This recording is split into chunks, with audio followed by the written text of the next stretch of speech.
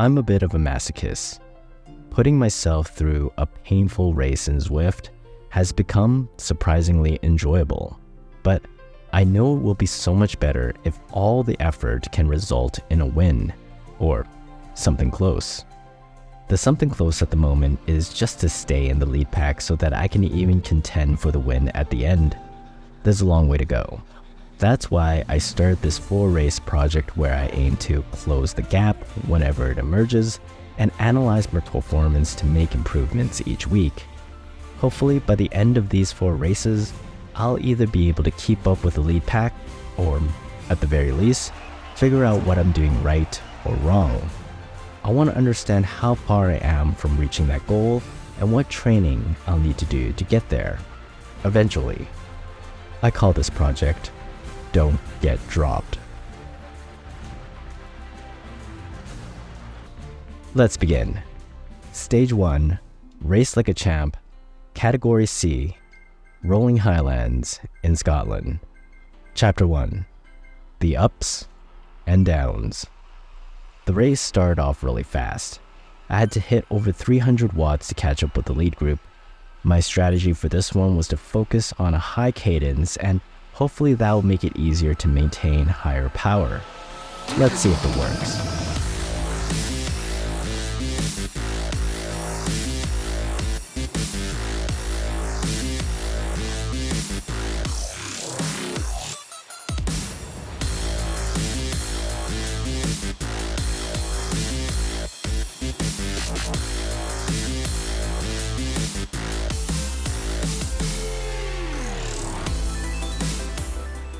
After catching the peloton, my focus shifted to conserving energy whenever possible. Still, the pace was fast and I constantly teetered on the edge of losing the pack, so I was really saying my prayers at this point.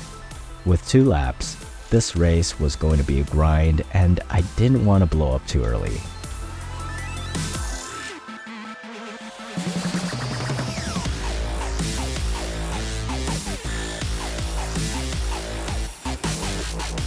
At the 6:45 mark of the race, the pace increased as we head up an incline. I spun as quickly as I could, but the lead was getting away. A minute later, the lead pack was gone, out of sight, and I was left with a small group chasing.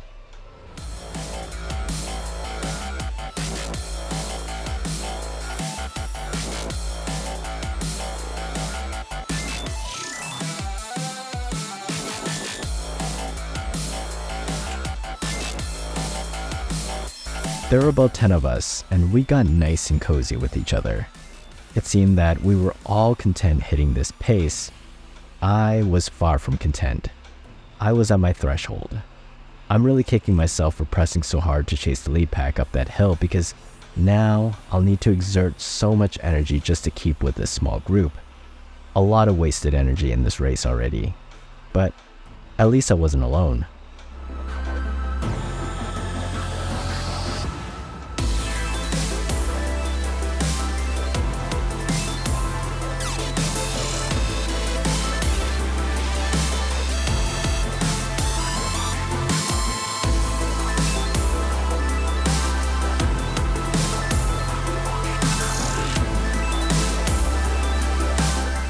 My current objective was to secure the highest position possible. This meant outlasting the racers beside me. So, I accelerated when necessary and conserved energy whenever possible.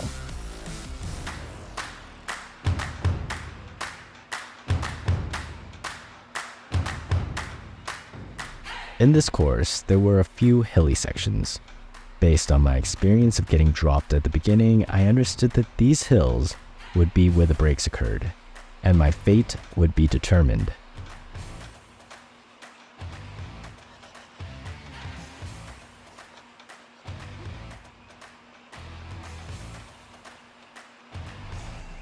When I got a feather power up, I saved it for the bigger hills coming up to attack, namely the one that came at the 1839 mark when we had to climb up into the castle to end the first lap. Now I knew. A hill will certainly decide my fate, and while I hope to be attacking at the very end, I was also preparing myself to defend as well. So, I stayed in the group, not wanting to make any dramatic moves.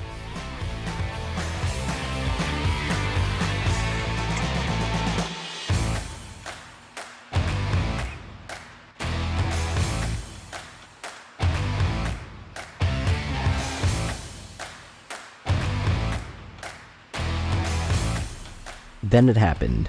Around the 24-minute mark, I sensed that the group was beginning to struggle to stay together. When the elastic stretched, it really stretched, giving me the impression that some individuals in the group were fresher than others. To be honest, I was feeling generally good. Not great, but I still believe I had the energy to keep going. I could, indeed, attack.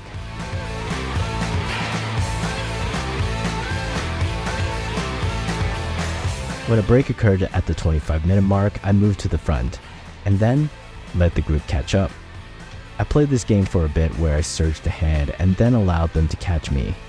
My aim was to gauge the strength of the other riders and entice them into making a move with over 6 kilometers to go. However, they didn't take the bait, so the 10 of us stayed together.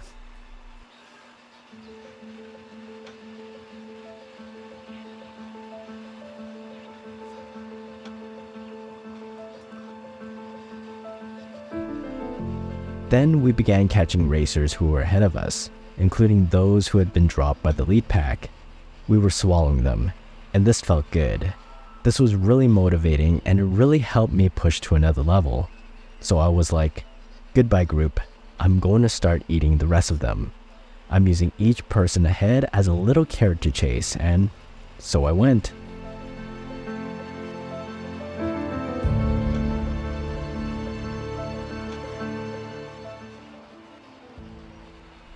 At the 30-minute mark, I'm climbing up the hill, using my feather power-up in an attempt to break away from the chase pack once and for all. It's every person for themselves now. We are all chasing, going as fast as we can, and I start moving up the ranks. Then, I find myself alone at the front. It was a mistake. Now, these 2 guys are riding my wheel, and there's nothing I could do about it. I'm pushing hard, leading the way, and I'm a bit frustrated because this guy is using his draft power up on me.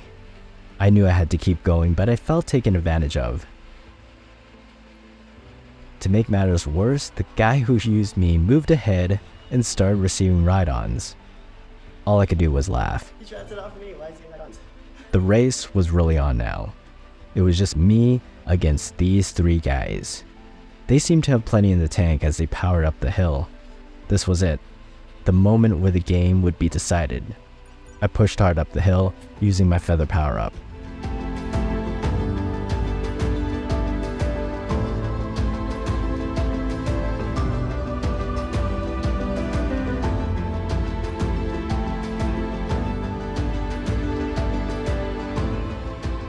I was really feeling it, with music pumping in my ears, giving it everything I had, but my 2 nemesis were ahead.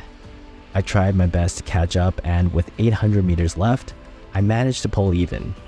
But it was short-lived. They zoomed past me again. It was heartbreaking.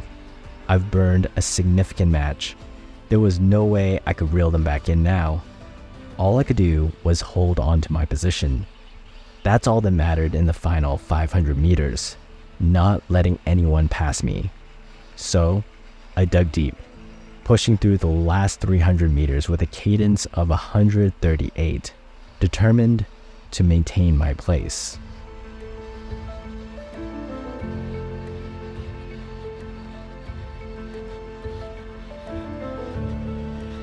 This was one of the most intense efforts I've ever pushed myself through on Zwift so far. So much so I had to shout at the very end. It took everything, and the punishment felt good.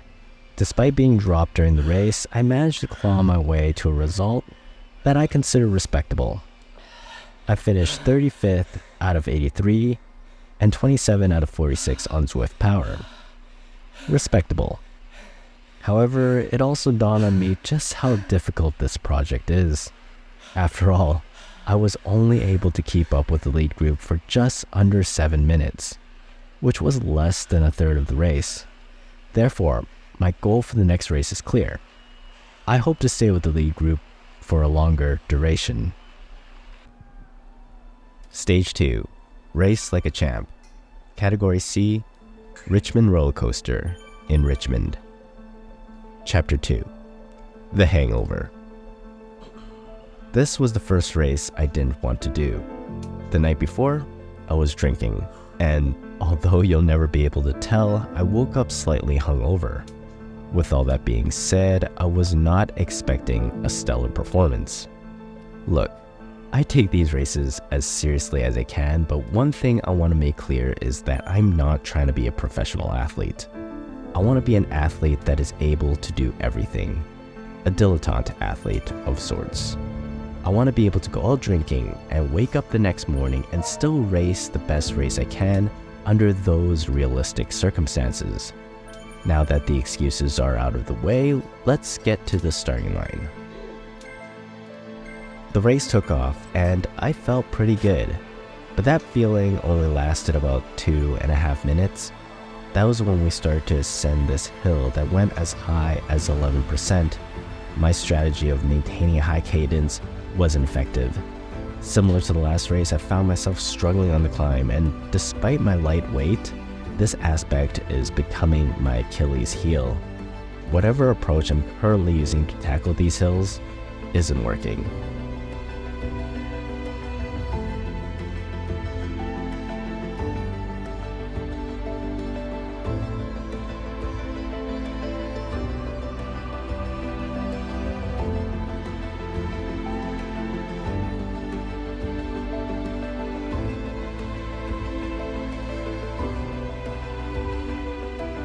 Although I managed to recover from being dropped on the first hill, the second hill caused the race to stretch out too much. The lead pack had disappeared, and despite my effort to descend quickly, even with my arrow power-up, I couldn't catch up with them. At least not today.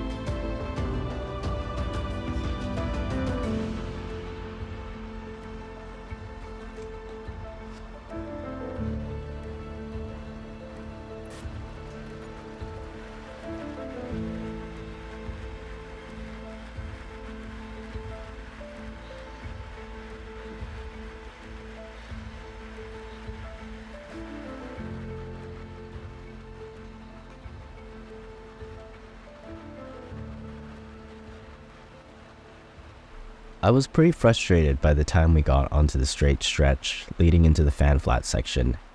I allowed a small group of Canadian and German riders from behind to catch up with me, and the 6 of us rode together in hope of picking off a few stragglers, such as this Polish rider at 12:29.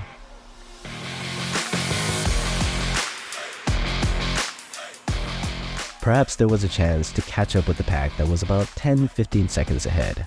I believe that if we truly worked together, we could have closed the gap. However, there wasn't much collaboration within this group. It seemed like most of them were content to maintain the current pace.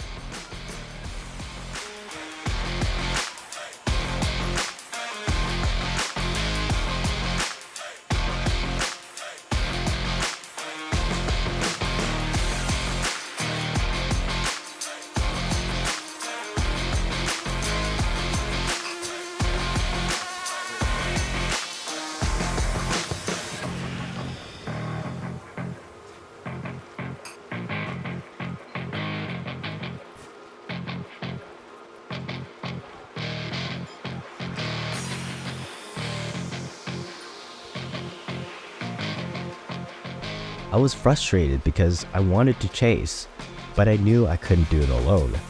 Every time I surged to the front, I could feel them drafting behind me, especially Schuster. If I pushed too hard on my own, I'd risk burning out, and they seemed all too happy to let that happen. Fine, I thought, we won't chase. That's when my attitude turned vindictive. My goals shifted from merely avoiding being dropped to beating Schuster. It was the first time my frustration has blinded me from forming any real strategy.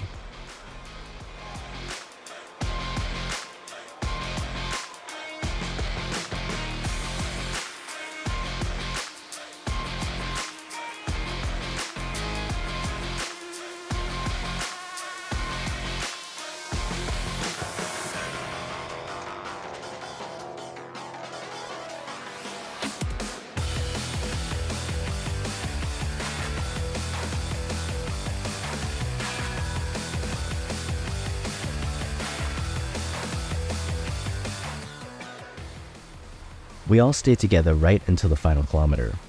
I bided my time, keeping a close watch on Schuster.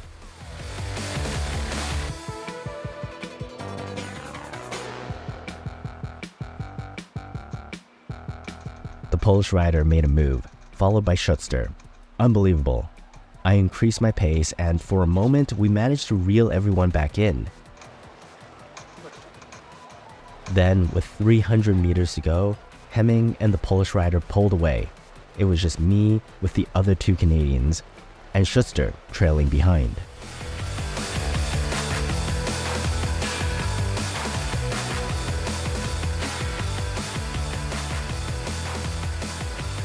With 200 meters left, I dug deep. My cadence soared to 134 and my watts peaked at 338. The effort propelled me across the finish line, second to last in the group, beating Schuster. I felt good for only a short moment. I realized that, hey, Schuster was probably suffering as much as I was, and there was never a reason I should have been frustrated with him. While he was the one riding my wheel at that moment, the whole group ended up beating us. I was focused on the wrong person, and that was a mental mistake. I finished 29th in the race, but on Zwift Power, I placed 23rd. It wasn't a bad result. In fact, it was my best in Group C. Not good at climbs, not good at hills. This race was an eye-opener for me. If the goal of the project is to avoid getting dropped, then I really need to focus on the climbs because that's where I'm losing the group. I'm throwing away the high cadence strategy. Instead, I'm going to concentrate on generating more power at a lower cadence, particularly when climbing hills. Let's see if this adjustment makes a difference. To be continued. Stage 3, Race Like a Champ, Category C. The Mucklagin in Scotland. The race that almost didn't happen. This race almost didn't happen. Allow me to get things going, and then I'll tell the story. Off we go.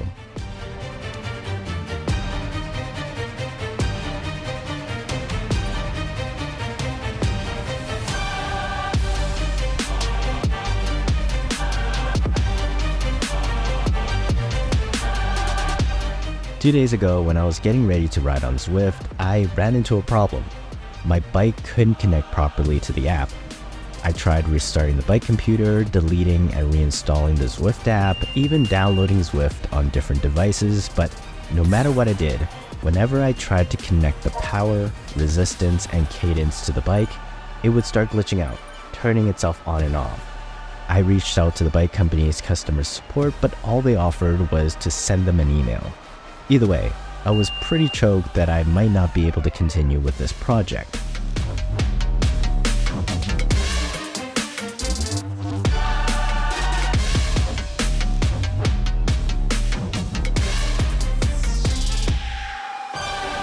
The next day, I continued troubleshooting the bike with a fresh mind. I returned to Zwift. I turned on only power, and it worked. Next, I added cadence, and it worked too. However, when I attempted to activate resistance, it didn't work. That's the problem. Apparently, the resistance was causing the bike to trip out. Why? I don't know. Could it be related to the clicking sounds in the previous video? Maybe. Either way, I didn't want to troubleshoot it anymore. Everything works except that I can no longer use the resistance feature. Well, there you have it. C'est la vie.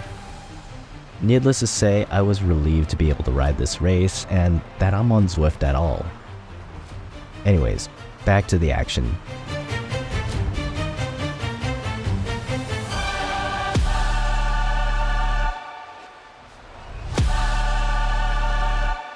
During my test ride of the Makuyin, I discovered that there will be 2 big hill climbs in this course that can absolutely blow up the race.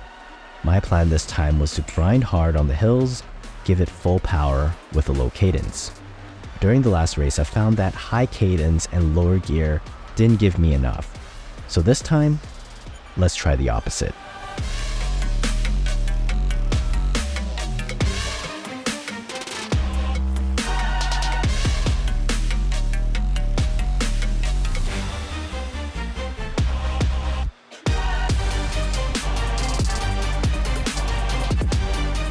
I was pretty pleased with how I managed to stick with the pack this time, especially during the first decent sized climb around the 4.5 kilometer mark.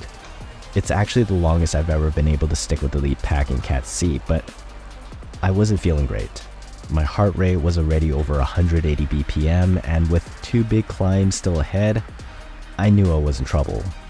My plan to push as hard as I could up the big hill might not even be doable.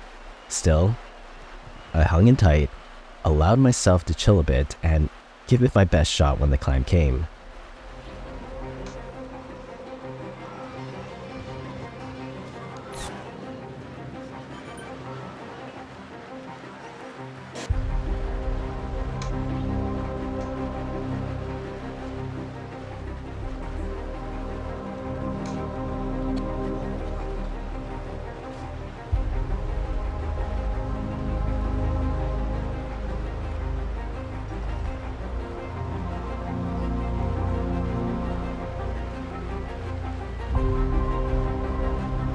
And it happened around the 13-minute mark. I did exactly what I had planned. Lower cadence, bigger gears. I pushed as hard as I could, even activated the featherweight power, and suddenly found myself leading the pack.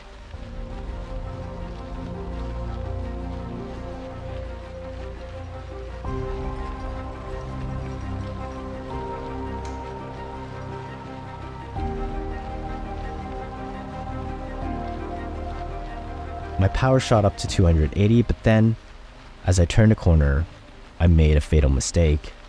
I eased off the gas. That gave the racers at the back a chance to catch up. To keep up with the pack that was now pulling away, I had to burn a big match, pushing myself up to 300 watts. Although I managed to hang on for a bit, I knew deep down it was over. Slowly but surely, the race started slipping away from me. I was getting dropped on the descent. The elastic band stretched out, and just like that, I found myself at the tail end of it. I'm rapidly losing positions. I pushed hard, but I've been burning matches since the climb began. My heart rate is at 185, and now I'm all by myself. I could push as hard as I wanted, but there was no catching the lead group. The saga of me riding solo continues. The funny thing about this race was, there wasn't even a chase pack trying to catch up with me. I felt like everyone was spread out so far, and unless you were right up front, you were pretty much on your own. 3 of these lone riders managed to pass me along the way. One at the 18-minute mark, another at 20 minutes,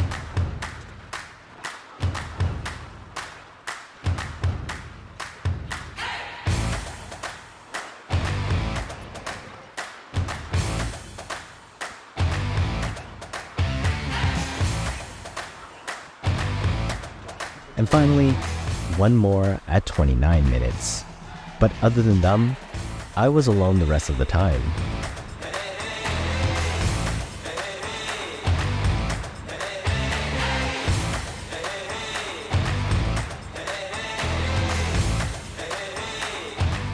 I was fried at this point. Even though I had dropped my watts significantly for the last 10 minutes, I just couldn't catch a second wind.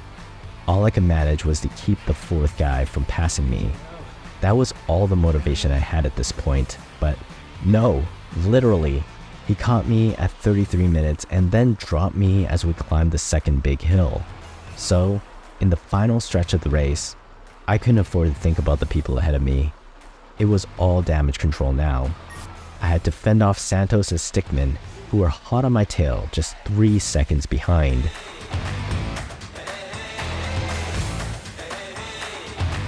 At 35 minutes, Stickmin suddenly surged ahead of me.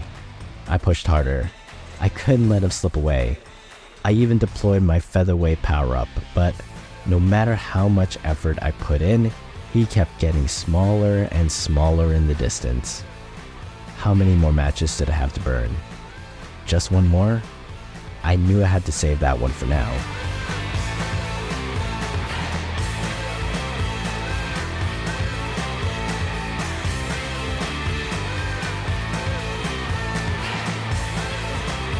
As we entered Glasgow, I was more than ready for this race to be over.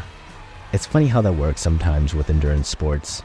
I was so worried I wouldn't even get to participate, but now that I'm here, I'm just eager for it to end. That was how I felt going into the final 2 kilometers of this race. I spent so much of it alone and just killing myself. I just wanted it to be over. That was what fueled me. The faster I go, the better chance I have of beating Santos, sure, but also the sooner I could stop altogether.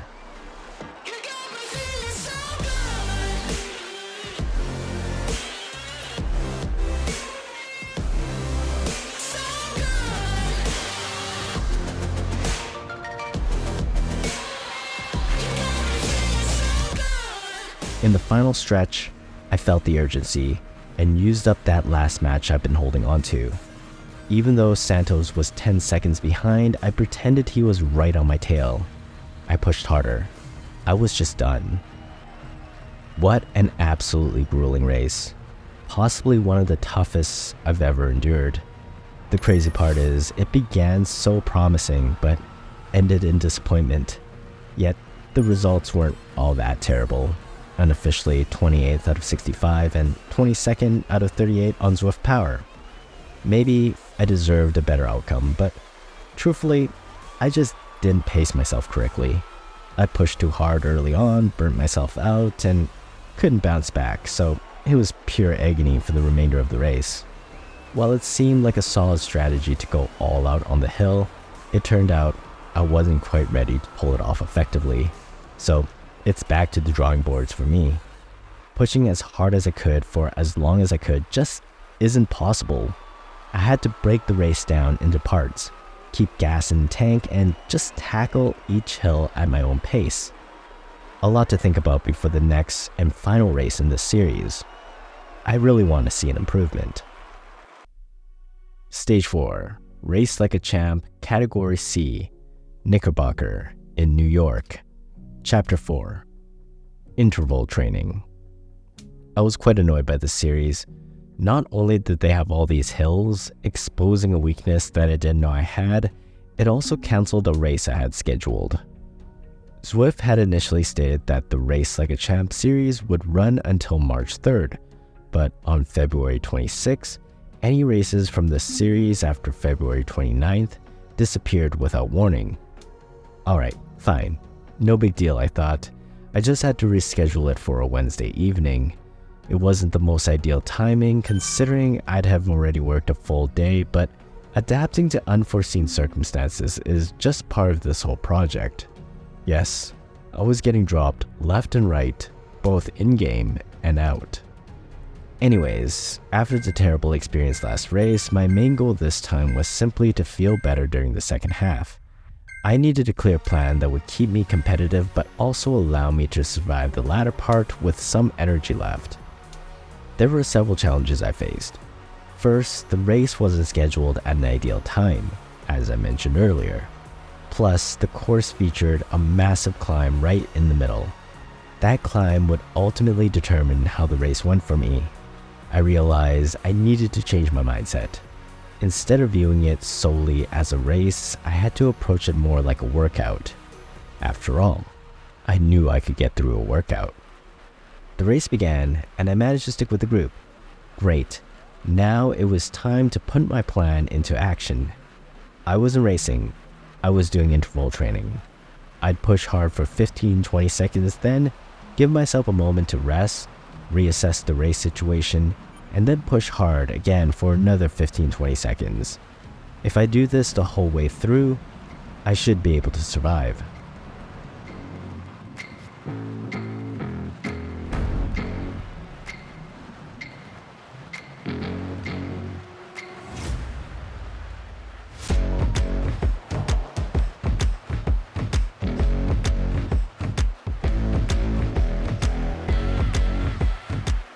At 4:30 in, as the lead pack approached the climb, I timed it perfectly to push hard just as we hit the incline. However, the front of the pack still broke away with about 15 riders, leaving me behind. Not again, I thought. I could have kept chasing after them, but that would have meant abandoning my interval training plan and likely burning out. No, I decided. I will stick with my plan, and when I come to the big KOM at the middle of the race, I would be thankful.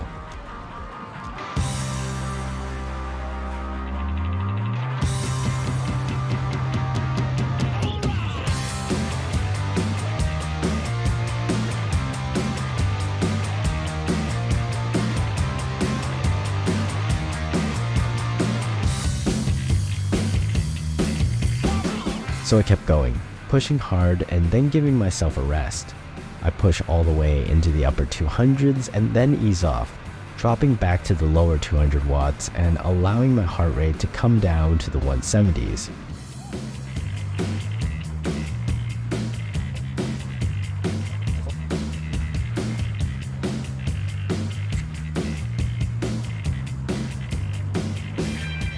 This approach was proving effective as I managed to secure 12th place at the start of the KOM.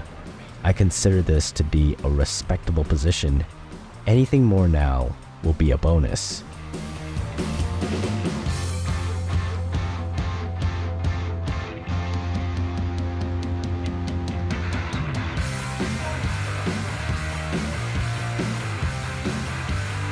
I stuck with my strategy.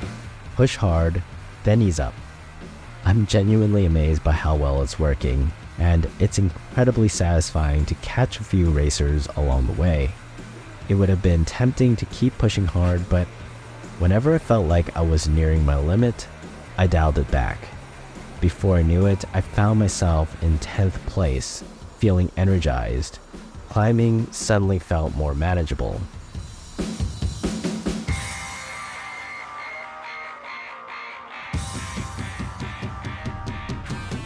At the 60-minute mark, I caught sight of Blake and Castro. They appeared to be really strong riders, and I was amazed that after the initial break, I was able to catch up with them. Now I was determined to stick with my interval training. Even if I let up and they passed me again, I knew I could surge and catch up with them. That's exactly what I did with Blake.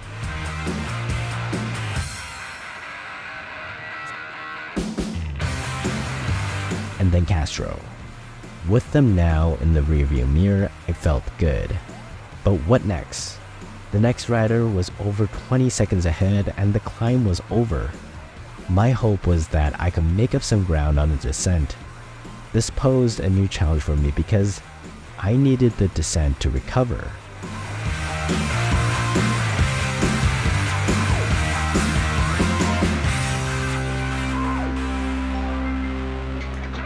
I activated the Anvil power-up. Never having used it before, I thought the best time for it would be during the descent.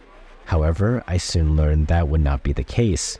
By the time I reached the bottom of the climb, I hadn't closed the gap on the rider ahead at all. At this point, I was kinda mad at myself because, once again, I found myself all alone. This sucks. While my interval strategy had worked, it seemed this was as good as it could get me. My effort was waning, and being alone after such an emotional climb left me feeling a little discouraged, especially since I could feel Blake and Castro hot on my tail.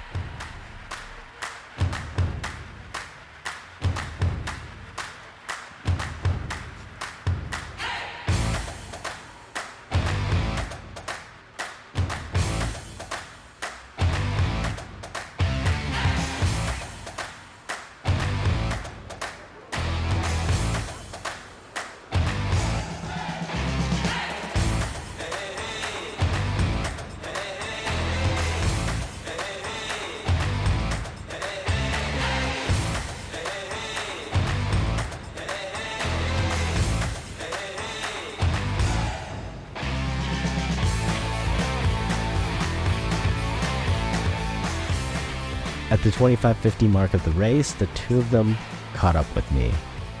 The big move I made on the climb to drop them now didn't matter. They clawed the way back and they were pushing harder than I wanted to. I returned to my strategy. Intervals.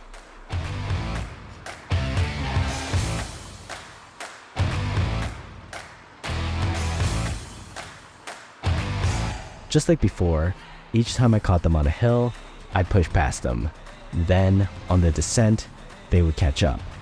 My goal was for them to try to keep up with me on the climb, allowing me to wear them out before I exhausted myself. This course was full of these little climbs on the last stretch, and each time I pushed hard, I felt like I was a boxer throwing a punch at an opponent. However, each time they pulled ahead, I felt like I was backed against the ropes. It almost seemed like Castro and Blake were teaming up against me. I understand, I'm the one trying to outpace them on the climbs.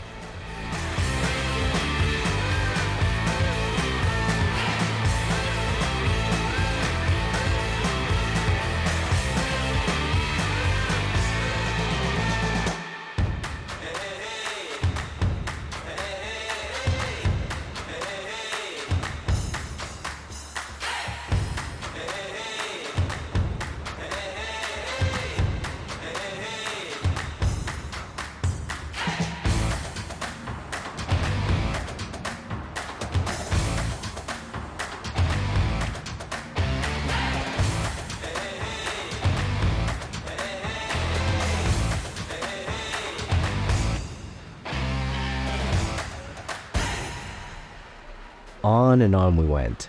Attack, counterattack, defense, defense. I was fading as we closed in on the last mile. No more intervals. I needed to prepare myself for the final sprint.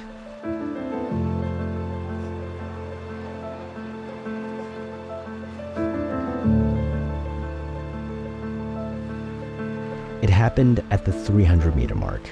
The two of them pulled away together and they both activated the anvil. What? I didn't even think to use that power-up at the sprint. It was a rookie mistake. I should have saved that power-up, and if I had, I might have caught up with them. I pushed all the way into the 400s, but it wasn't enough.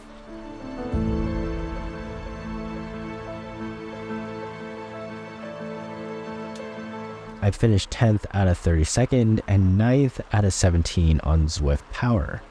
Very respectable results, but somehow losing that sprint at the end left a sour taste in my mouth. I nearly executed the plan as perfectly as I could, but an unexpected detail cost me the race. I should have done more research on what the anvil power did and how to best use it. Props to Castro and Blake.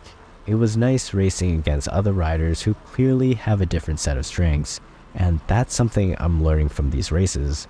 It's not just about riding as hard as possible. You need to adjust according to everything that's happening, and pushing too hard at the wrong point can be costly. There you have it. Project Don't Get Dropped was a failure, but not without a lot of valuable insight and experience. I have a pretty good idea of where my weaknesses are now, which is pretty much everywhere, but with that being said, I'm also seeing progress. I'm trying things and iterating. This has been a really fun experiment this way, and it's nice having the data to validate what is working and what isn't. While there are some takeaways I can apply to my next race, I recognize that what I really need is more practice and training. A game plan can only take me so far. When it comes to sports, sometimes you just need to be more fit. So, to be continued.